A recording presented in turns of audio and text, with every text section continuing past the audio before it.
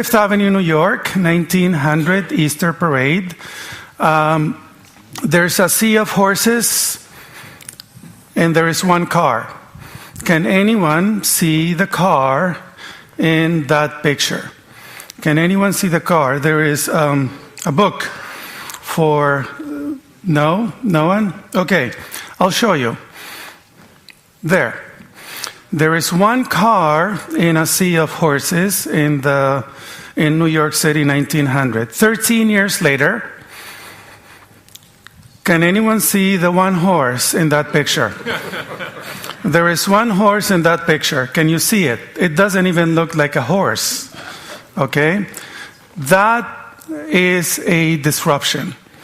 Disruptions are not recent. Disruptions have happened for a long time. And the horse, which we used for tens of thousands of years as a means of transportation, was disrupted in the cities in just 13 years. There is the horse. So what is a technology-based disruption?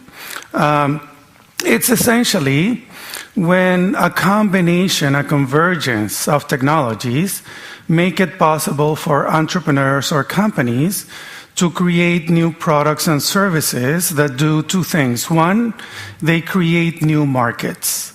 And two, at the same time or sometime later, they destroy or radically transform existing industries. So in the case of digital cameras, they destroyed film cameras.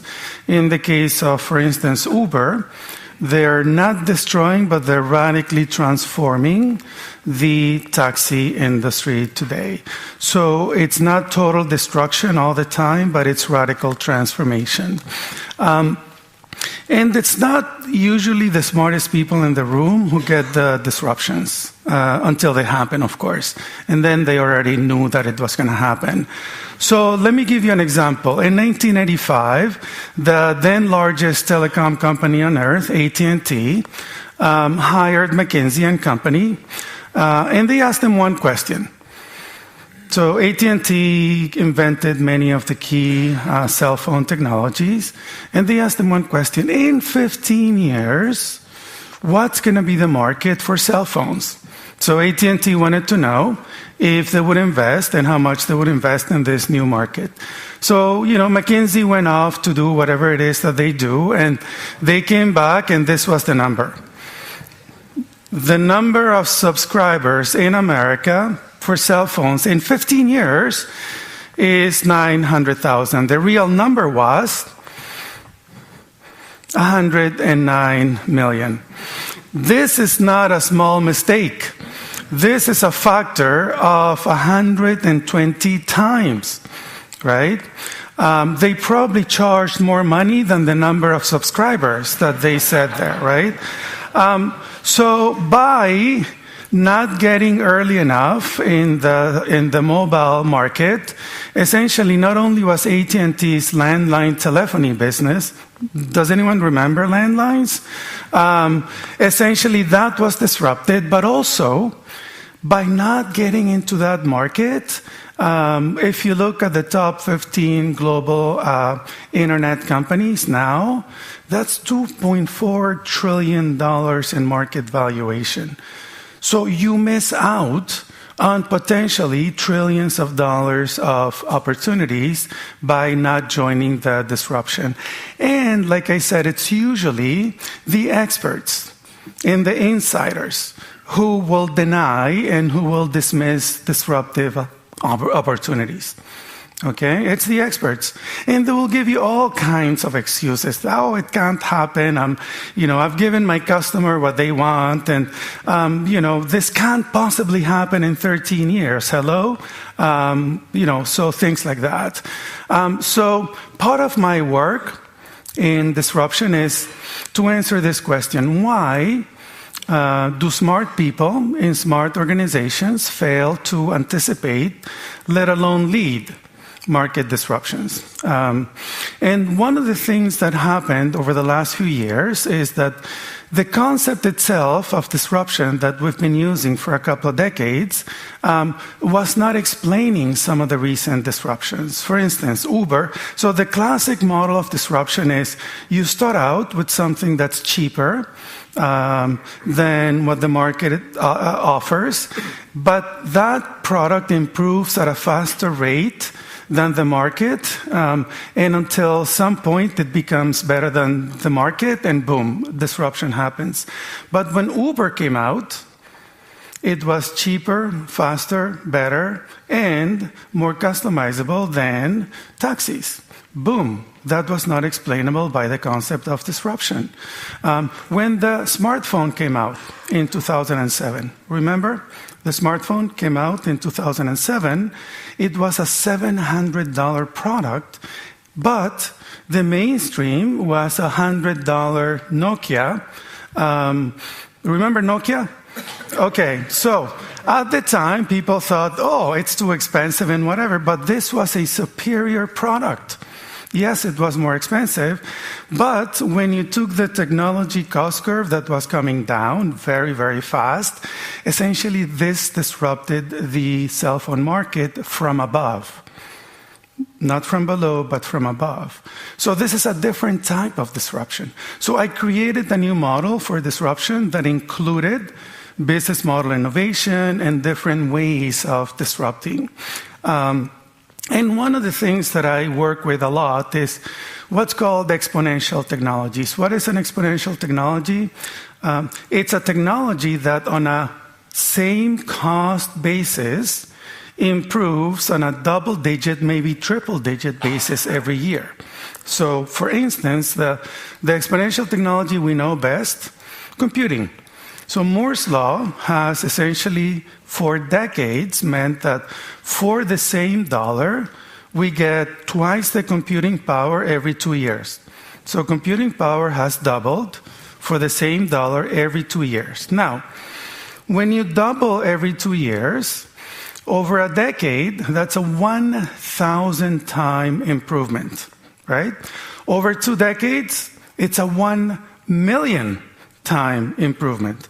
Over 3 decades, it's a 1 billion time improvement. So pretty soon, because of that exponential improvement, all of Silicon Valley is based on this, on Moore's law, right? Computing has got so cheap that essentially it has changed everything. And that's why Silicon Valley has disrupted so many industries. But Moore's law is not the only exponential technology that has improved over the last 2 or 3 decades.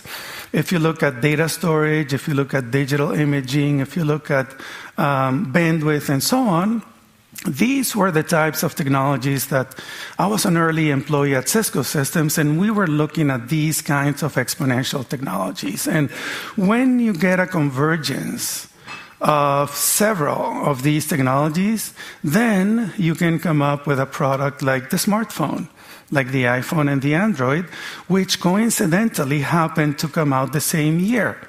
For a good reason, because there was a convergence of technologies that made both possible, right?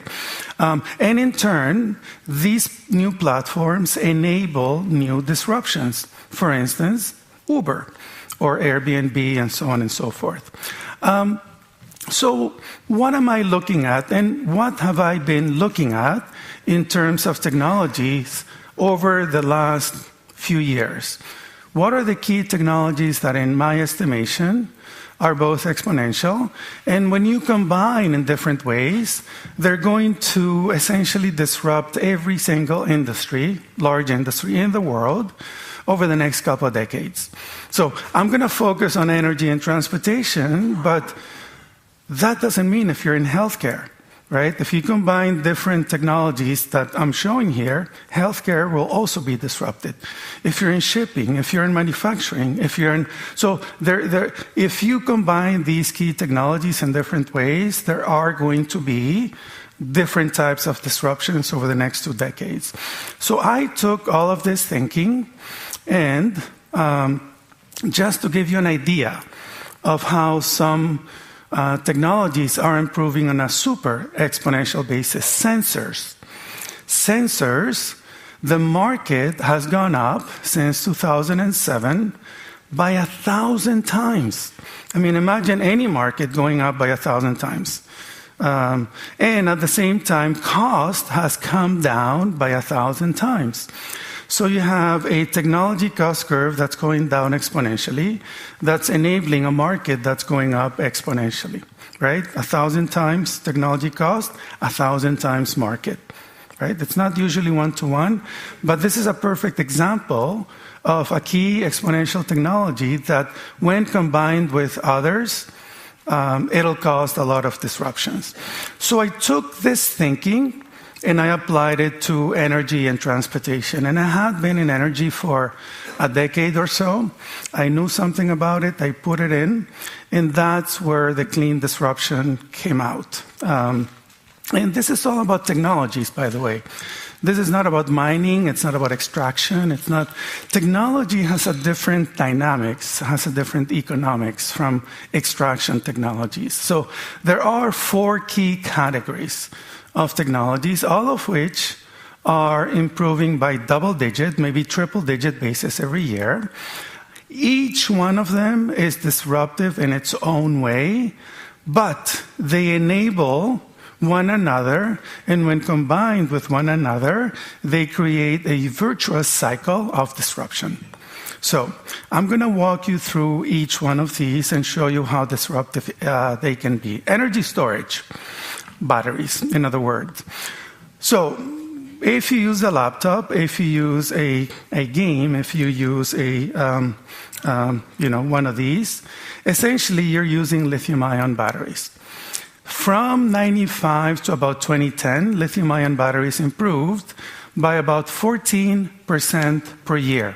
So dollars per kilowatt hour improved by about 14% per year. By about 2009, something interesting happened. 2 new industries came into lithium-ion, automotive and energy. And when that happened, basically investments went up, demand went up, improvements in technology went up, and from 2010 to 2014, the cost curve actually accelerated to 16% per year. And when we look at the last year and a half, when we get the actual numbers, we may actually see that it's actually accelerating even more than 16%. But even if we take that 16% cost curve, then this is what we do. We extend it out over the next 3, 5, 7, 10, 15 years, and this is what the cost curve of batteries is going to be in the foreseeable future.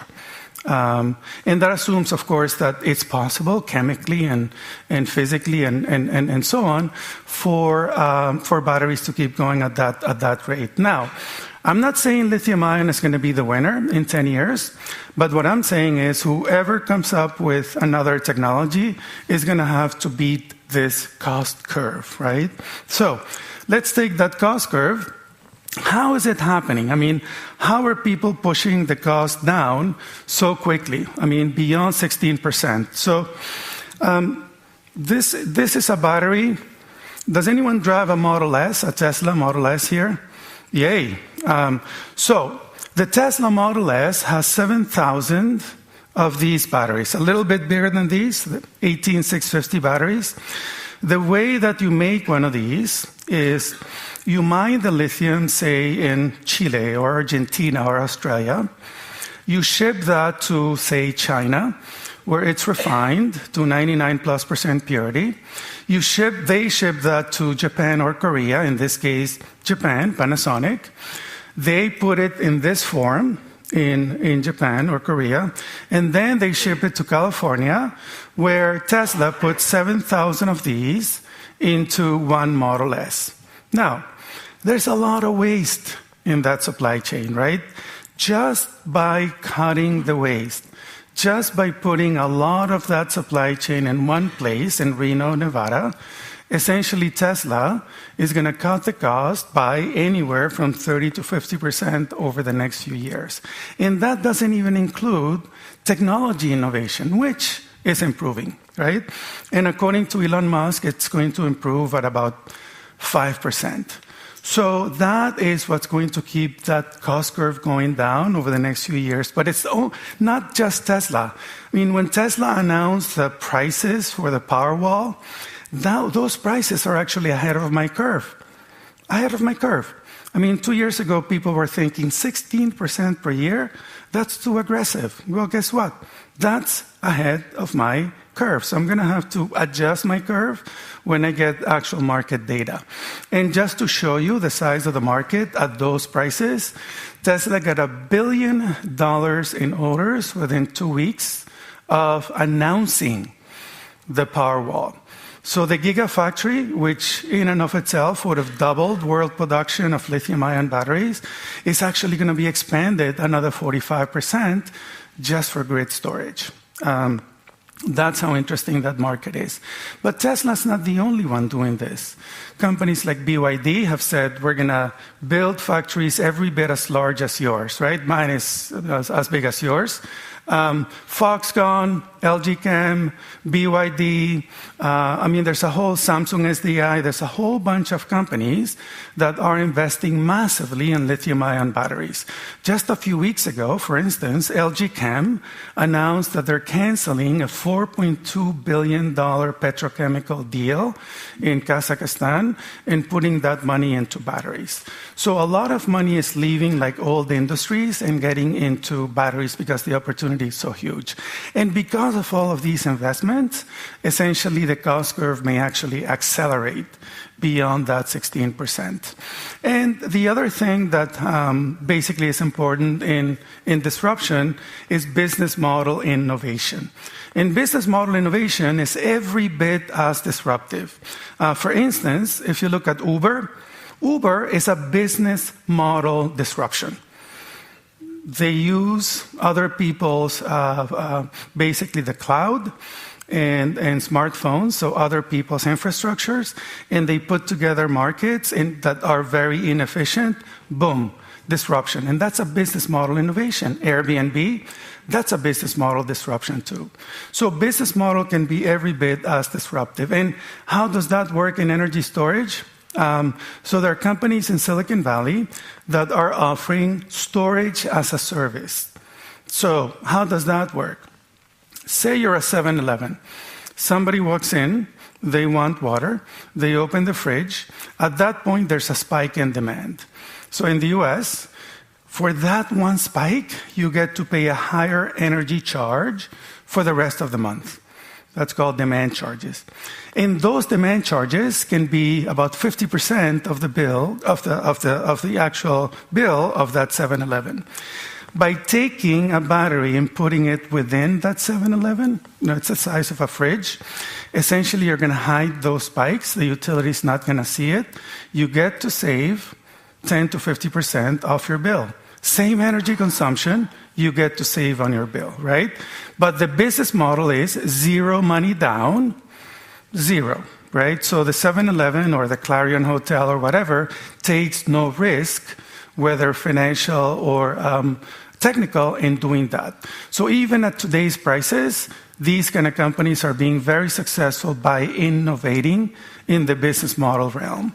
There are a lot of numbers here, but just to give you an idea, if you keep this storage as a service model going, in the US, by about 2020, you don't need that much storage, you don't need 1 day, but 1 day of storage, of electricity storage, for the average household in America is going to cost $1.20.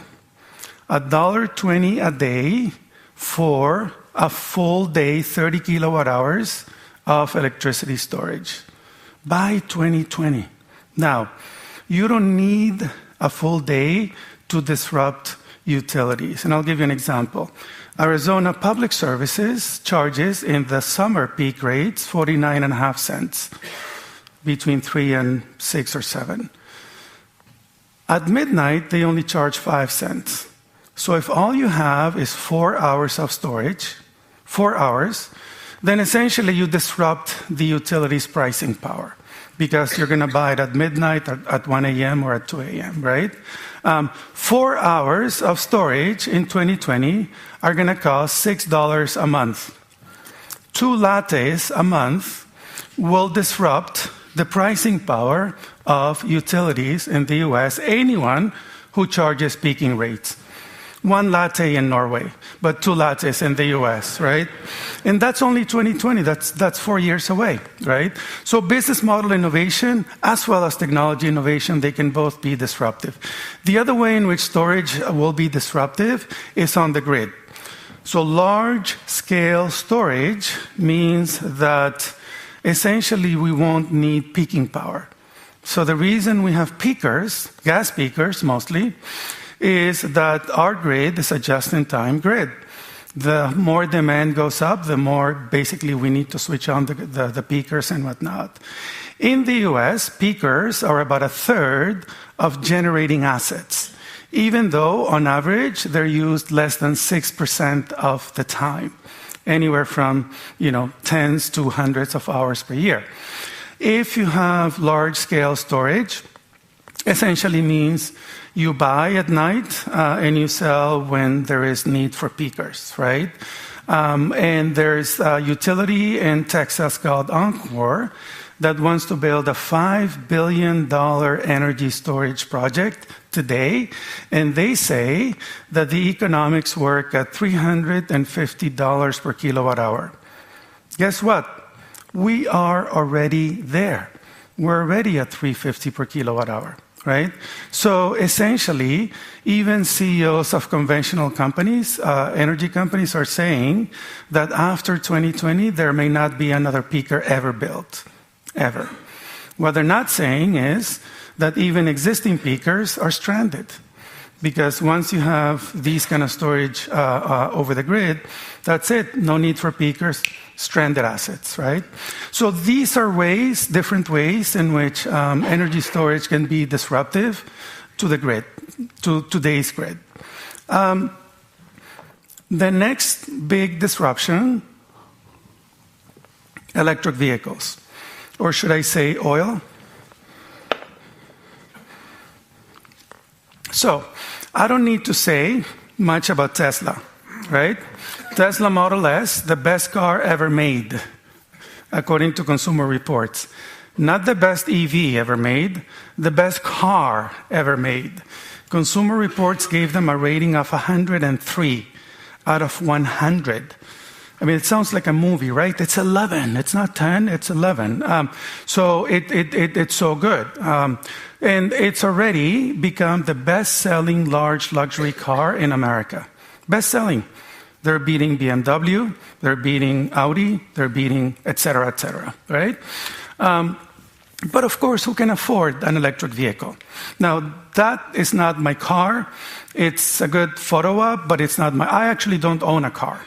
I'll get back to that later. So, but before I do that, let me ask the question and answer it, whether the EV is disruptive. Because is it just another Ferrari or Porsche, or is it really disruptive, and what does that mean? So the internal combustion engine, so I'll give you 4 reasons quickly. The internal combustion engine is about 17 to 21% energy efficient. So 80% of the energy in the tank actually goes up in smoke or in heat. Now, some companies will cheat to make you believe otherwise. I won't say who, but there are laws of thermodynamics that prevent us from going much beyond that. Now, the electric motor is 90 to 95% efficient. So 3 to 5 times more efficient. Now, that in and of itself is not disruptive. But when you combine that with the fact that electrons, electricity, are easier to transport and cheaper than atoms, meaning gasoline or diesel, then you get that once you buy the car, on a per kilometer basis, an EV is 10 times, depending on the market, 10 times cheaper to charge on a per kilometer basis, 10 times. Every time you have a 10x improvement in an important dimension, you have a potential disruption. And in fact, if you power it with your own energy, then it's zero marginal cost, right? Maintenance. This is your car, assuming you don't have an EV. Your car has 2,000 plus moving parts. 2,000 plus moving parts. The Model S has 18. Should I say that again? 18 moving parts. That's fewer than 1% of the moving part of the internal combustion engine automobile. Now, what does that mean? Maintenance. Maintenance is essentially zero. And that's why companies like Tesla are offering infinite mile warranty. You can drive this thing to the moon and back, and they'll still warranty it, right? That's 1% of the moving parts. And for the consumer, that means, again, zero marginal cost of maintenance. And you can't compete with zero marginal cost. The electric motor is, of course, for those of you who own or have driven an EV, way more powerful than the internal combustion engine. So the Tesla is, being compared to the $1 million supercars, right? Like the McLaren and the Ferrari and so on and so forth. Cars that cost 10 times as much. That's because the electric drivetrain is so much more powerful. So here's how the disruption happens. For 100 years, the automotive industry has told us this. You want high performance? You pay big bucks. You want medium performance? You pay medium bucks, right? What EVs are going to do is shift that equation to a point where the gasoline and diesel cars cannot possibly compete with. So you'll soon be able to get Porsche performance for Buick prices. And at that point, neither Porsche nor Buick will be able to compete, right? So more performance for lower price, zero marginal cost or almost zero marginal cost. Now, when is that going to happen? I'll show you. Now, yeah. So here's the 16% cost curve. I mean, essentially the battery is the main cost element of the EV, or at least the highest cost element. So if we start with the Tesla, $75,000 in 2014, we get that EVs, not just Tesla, but the industry, at the existing curve of batteries, will be able to build a $35,000 to $40,000 EV by 2017 or 2018 that go 200 miles. Now, the minimum range to go mainstream is 320 kilometers, right? Anything below that is not going to go mainstream. So my calculations I'm doing with 320 kilometer range and no subsidies. Zero subsidies for anybody, right? So the EV industry will be able to offer $35,000 to $40,000 EVs with 320 kilometers by 2017.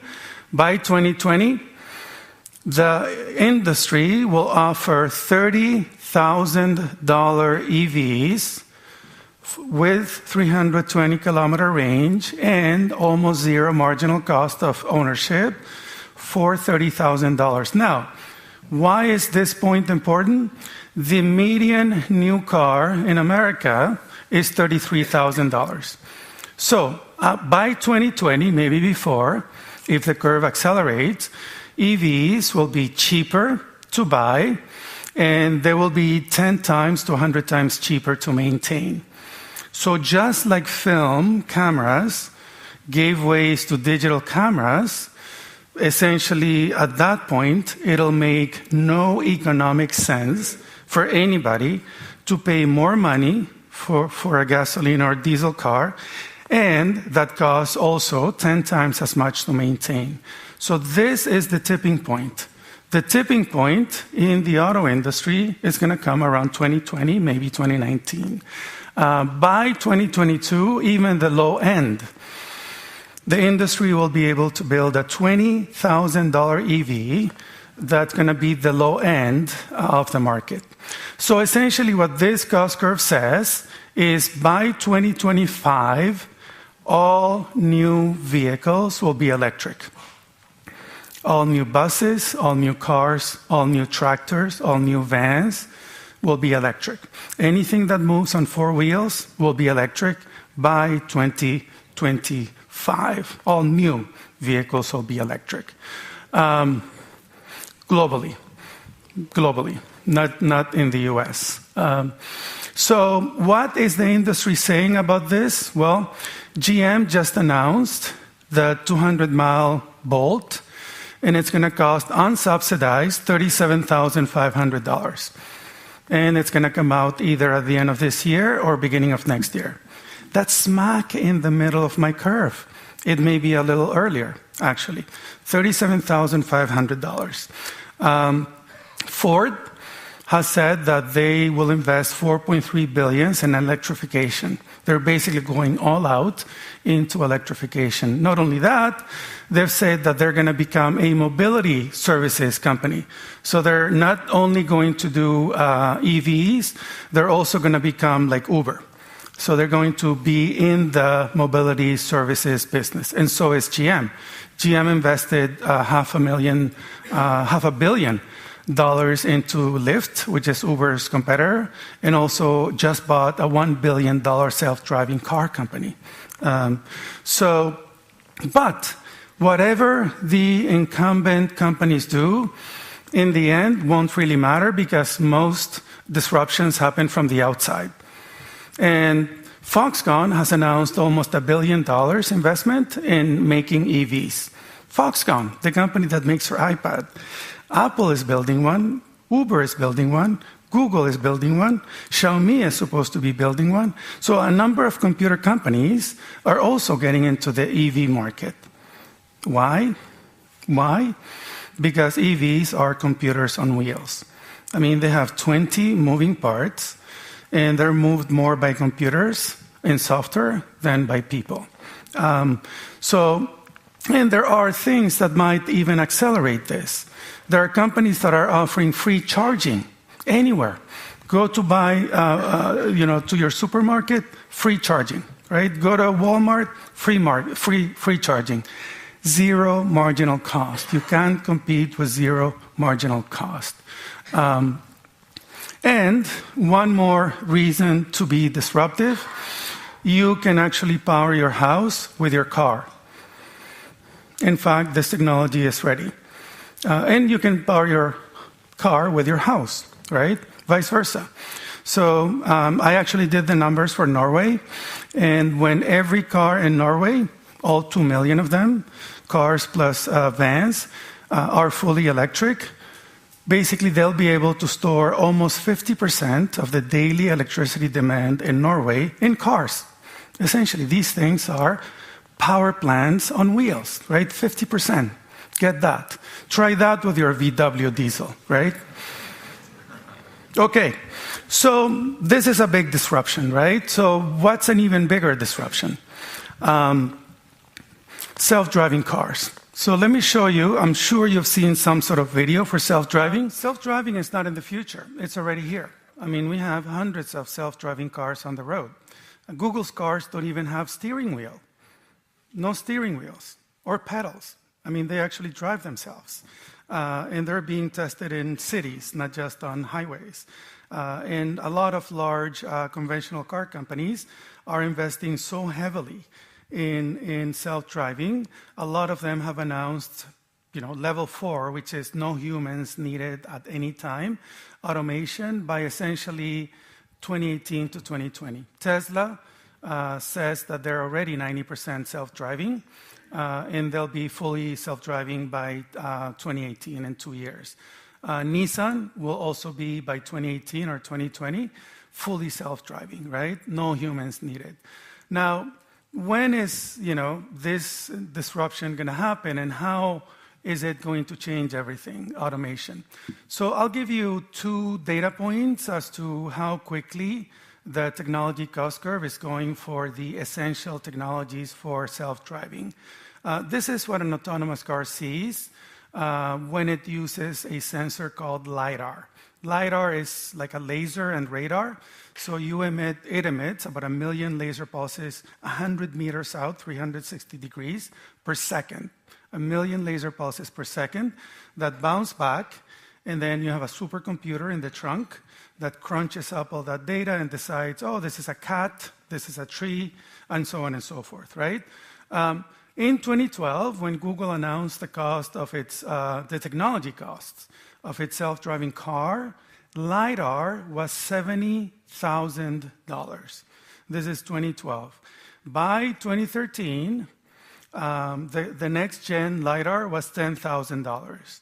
By 2014, the CEO of a Silicon Valley company said in my class, we're making a $1,000 LiDAR.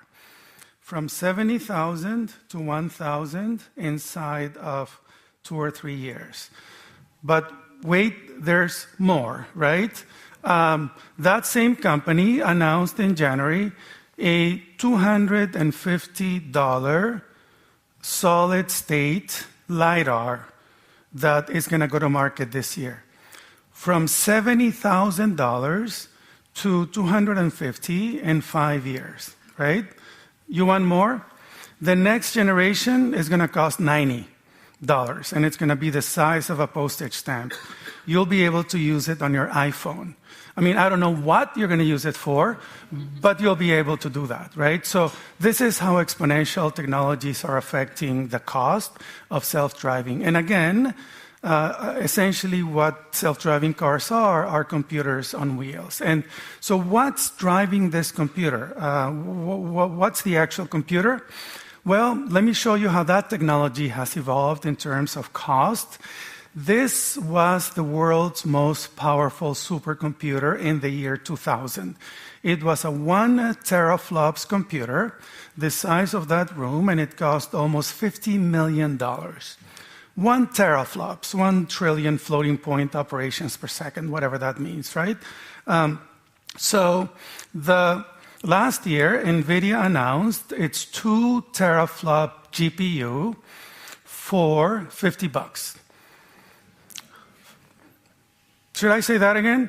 From $50 million to $50 in about 16 years. And actually, they announced the latest generation this last January, 8 teraflops. Basically, it's going to be a supercomputer the size of a little lunchbox, right, that you can put in your car. And it also includes self-driving car technology, deep learning technology, for a few $100. So now, is the market ready? The technology is ready. Is the market ready? So my old company, Cisco Systems, did a study around the world, and here's what they found out. In countries like Brazil, 95% of consumers are saying, yep, bring it on right now, sight unseen. In places like China and India and so on, they're ready. Countries with about half the world's population are ready to leapfrog the existing system of transportation. Why? Here's why. Okay, if you've driven in any of these places, that probably explains why. So it's cool. We'll be able to do Facebook and Twitter and email and who knows what else while we not drive. That is very cool, but is it disruptive? Let me tell you how disruptive it is. Car as a service. So I said before that I don't own a car. I have not owned a car in 8 or 9 years. That's my car. Okay, this is my car. So I use car as a service. And that's what I use, right? And I'll show you 2 of the things that I do use on a basically daily basis. Uber or Lyft, essentially. And I'm not going to tell you much about it except this. In San Francisco, 50% of Uber rides are carpools. Now, what's a carpool? Essentially, if I'm going from A to B, basically Uber says, hey, if we pick up somebody on the way, you get 40, 50% off. How about that? Cool. 50% of folks are saying, yeah, I'll do that. Is that because we're more social? Maybe. But, price signals are very important, right? So another data point is that we spend a lot of money buying a car, and yet we keep them parked 96% of the time. The parking space is actually more expensive than the car itself, right? Which makes no sense from a societal basis. So to pay all that money, the average American spends $12,000 a year total cost of car ownership to use it 4% of the time. I mean, show me an industry with 4% asset utilization, and I'll show you a disruption waiting to happen. And in fact, by the way, 40% of that time, we're looking for parking. So that 4% asset utilization is actually less than 3%. So essentially, what is going to happen, the disruption that is going to be enabled by self-driving cars, plus car sharing, plus car as a service, is an efficiency disruption. Is using the car, instead of using it 4% of the time, we're going to be using it 80 or 90% or 60%, choose your number, right? So that's an efficiency disruption. So when we converge on that, essentially here's what you need to know. Uber is working on its own self-driving car. Now, they may or may not actually go to market with it, but that is their goal. Their goal is to make the whole concept of car ownership obsolete. Essentially, to give the same, and it's not necessarily going to be Uber, but it's going to be the concept of car as a service together with self-driving car, which is going to take the 4% asset utilization up to 60 or 80%. Car ownership goes away. Why? And GM is already doing that. Like I said, they put $500 million into Lyft, and also they just bought a $1 billion self-driving technology company. And essentially, they're starting to pilot all this combination. EV plus self-driving plus car sharing. Those are the three dimensions of the disruption of transportation. And when this happens, the cost on a per kilometer basis is going to be 90% less for us not to own a car for the same level of service. So, take a look at how much you pay for your car. The average American spends $12,000 a year for 12,000 miles, essentially. If we can get the same level of service without owning a car for $1,200, essentially that means we're going to keep $11,000 in our pocket.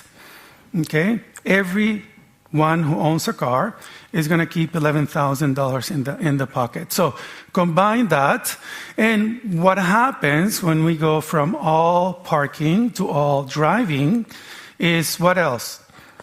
Parking is going to be obsolete. So 90% of parking spaces, especially in the cities, which is pretty expensive, gone.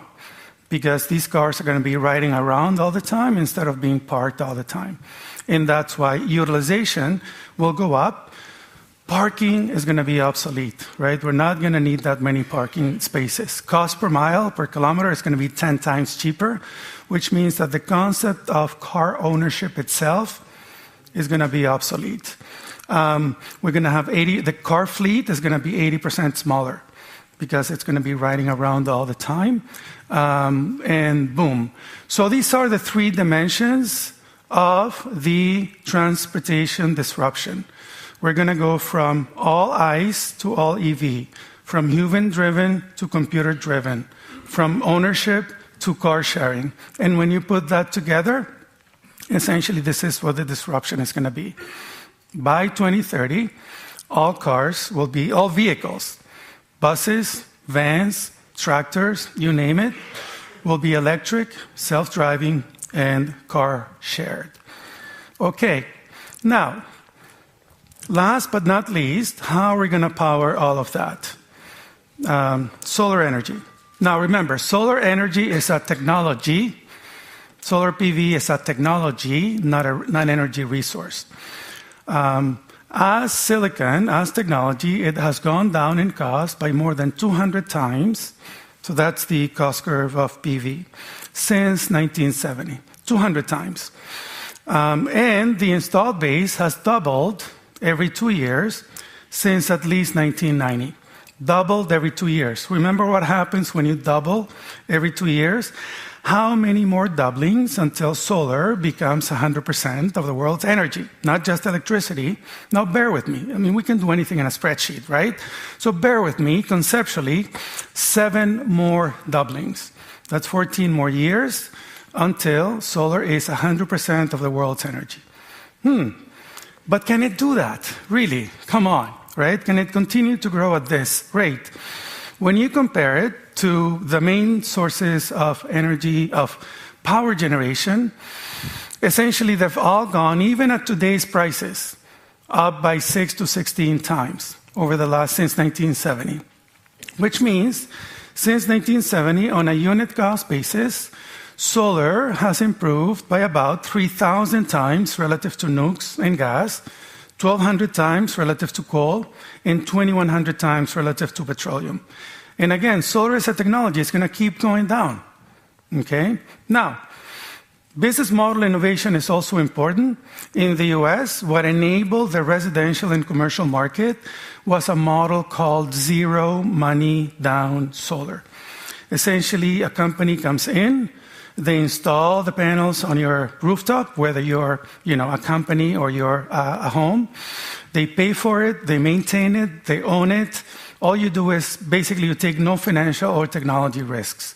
And when you look at how the market took off in the US, it started when that third-party finance, that's at the residential and commercial scale, right? So business model innovation is very important. And there are many business models, financial models, that can apply to solar and wind. Now, the mantra for 4 decades in solar has been something called grid parity, right? The point at which solar on the rooftop, unsubsidized, is cheaper than what the utility provides.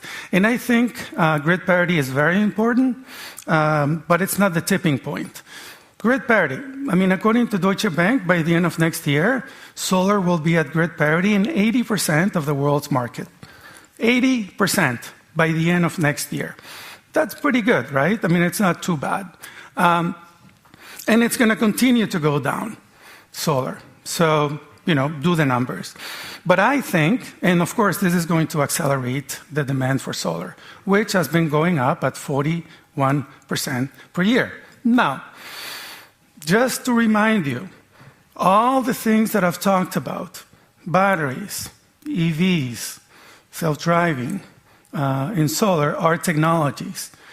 The adoption curve for technologies is never linear.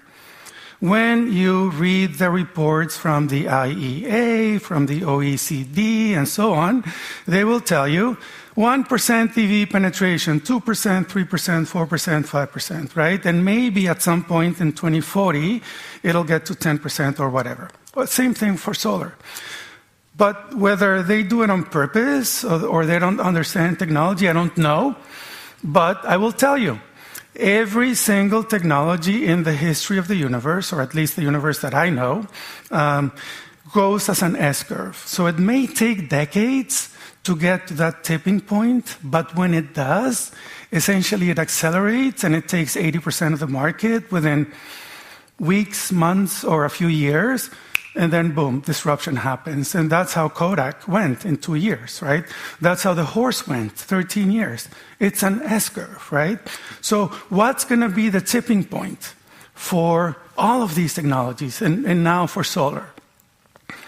I call it not grid parity, but God parity. And this is not a religious thing, by the way. What is God parity? The point at which rooftop solar, no matter where you are, and you can be in Oslo with 900 hours of sunshine, San Francisco with 1,600, or Santiago with 2,400. At some point, rooftop solar, unsubsidized, is going to become cheaper than the cost of transmission. When solar on your rooftop becomes cheaper than the cost of transmission, essentially, even if central generation generates at zero, even if somewhat magically, sometime in the next 30 years, somebody invents fusion at zero, of course, fusion has been 30 years away for 30 years, so, and it's 30 years away. Even if fusion comes in at zero, when you add the cost of transmission, it won't be able to compete with solar on your rooftop. That is going to happen in every single large market in the world by about 2020. And solar plus storage, remember storage is going at an even faster rate than solar is. Solar plus storage on your rooftop is going to be cheaper than transmission by 2022. And that's where the cost, the S-curve, is just going to take off. Boom, disruption. Disruption is going to happen everywhere. Okay? In Australia, they're already at this point, by the way. Solar on the rooftop, unsubsidized, is already cheaper than the cost of transmission. So this is not something that's going to happen in the future. This is something that's already happening today. Okay? Now, that's God parity. And at that point, every form of central generation, nukes, gas, coal, gone, right? Because it doesn't make any sense, even if they generate at zero. Now, what about utility scale? Are cities going to generate 100% of their energy? No, not all cities. We're still going to have data centers, right? We're still going to have the Googles and the Facebooks and so on. We're going to have aluminum smelters and so on. So we are going to need utility scale. What's going to happen there? I'll tell you what is already happening. Solar around the world, unsubsidized, is coming in at 5 cents. 5 cents solar unsubsidized. In Nevada, in Saudi Arabia, 4.9 cents unsubsidized. Nothing, no new form of energy, nothing can compete with that, right? Just if you want an indication of what that means, solar or anything at 5.8 cents is the equivalent of oil at $10 a barrel. Good luck competing with that, right? And it's equivalent to gas at 5. Good luck competing with solar, because look at that curve. It's still going down, and it's still going to go down in the foreseeable future, okay? So, what's the conclusion? Let me take you back. If I take you back, that's where we are, okay? All the technologies that I've shown you, whether it's storage or EVs or self-driving or solar, are at 1%, maybe less. And of course, what do the experts say? Not going to happen. It cannot possibly happen that quickly. 14 years, please, not going to happen, right? But when you do the technology cost curve, it's going to happen, and it's going to happen very quickly. In that tipping point, we're either 2, 3, 4, 5 years away in all of these markets. And when that tipping point happens, boom, the S-curve is going to accelerate, and that's it. Energy and transportation will essentially be all about energy storage, EVs, self-driving cars, and solar. And by 2030, it's going to be over. And this is not in the future. This is happening right now as we speak. Thank you.